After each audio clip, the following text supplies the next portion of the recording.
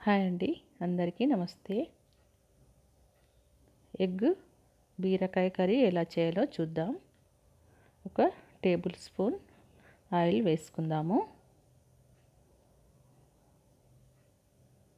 Oil కొంచెం వేడైన తర్వాత ఒక చిన్న కప్ అండి పచ్చిమిర్చి, మనకి ఎంత అవసరానికి సరిపడా వేసుకోండి. నేను క్వాంటిటీ చూపిస్తున్నాను, అంత వేసుకోవాలని అని ఏం లేదు. మీకు ఎంత అవసరమో అంత వేసుకోండి. నేను 1/2 kg తీసుకున్నాను కాబట్టి చిన్న కప్పు వేసాను. చిన్న కప్పేడు ఉల్లిపాయలు, వీటిని మనం దోరగా వేగనిద్దాము.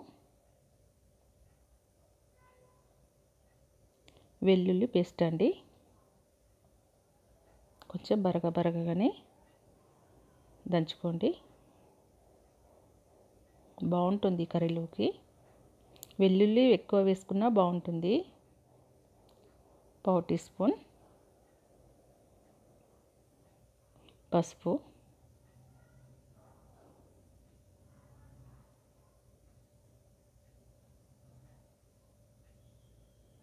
1/2 kg బీరకాయలు తీసుకున్నాను కట్ చేసినవి. మనకు వీటిలోకి వాటరు అస్సలు అవసరం లేదండి. ఈ బీరకాయలో ఉన్న వాటర్తోనే మనం మీడియం ఫ్లేమ్లో పెట్టి మగ్గనిద్దాం. ఇందులో వాటర్ అవసరం లేదు.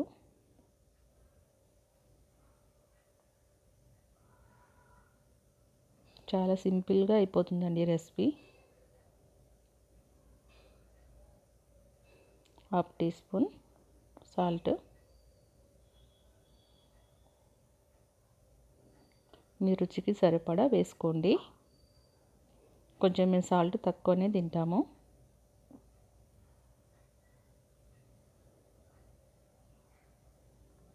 మీడియం ఫ్లేమ్లో పెట్టి మగ్గనిద్దాము. నీరు అనేది చూడండి ఎలా బయటకు వచ్చిందో. ఇందులోకి వాటర్ అనేది అస్సలు అవసరం లేదు.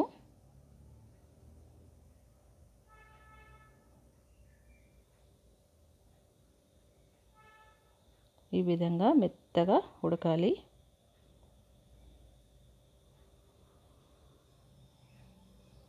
దీంట్లోకి మనం ఎగ్ తీసుకుందాము.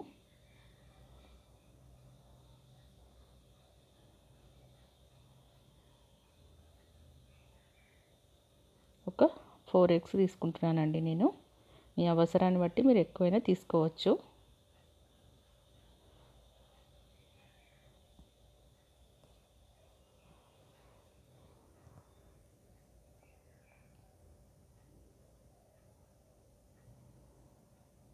సింపుల్గా ఉంటుందండి, అంత స్పైసీ అన్నట్టు ఏముండదు. ఇందులోకి మనం ఎలాంటి గరం మసాలాలు వాడమండి. చాలా బాగుంటుంది. ఈ విధంగా ఒకసారి వండి చూడండి. ఎలా వచ్చిందో రెసిపీ నాకు తెలపండి.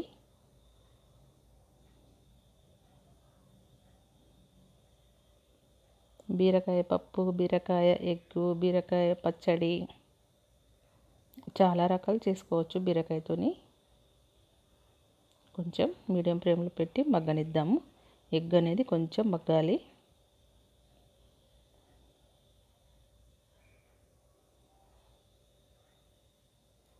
మరలేసుకుందాము.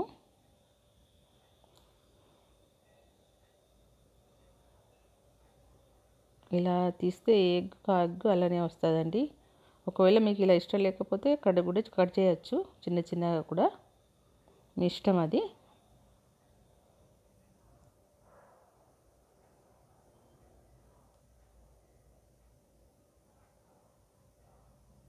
కొంచెం ధనియా పౌడర్ వేద్దాము ఫ్లేవర్ కోసం.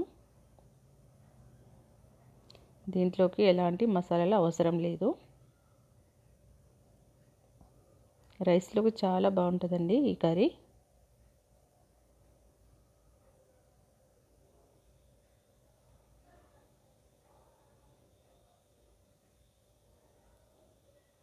Maximum curry అయిపోయినట్లేనండి. తొందరగా అయిపోతుంది బీరకాయ ఎగ్ కర్రీ. ఒకసారి ఈ విధంగా ట్రై చేయండి. మీ పిల్లలకు పెట్టండి, వాళ్ళు ఏమని కామెంట్స్ ఇస్తారో చూడండి. మా పిల్లలకు మాత్రం రకరకాల వంటలు కావాలి. ఏదో ఒక ప్రయోగాలు చేస్తూనే ఉంటాను.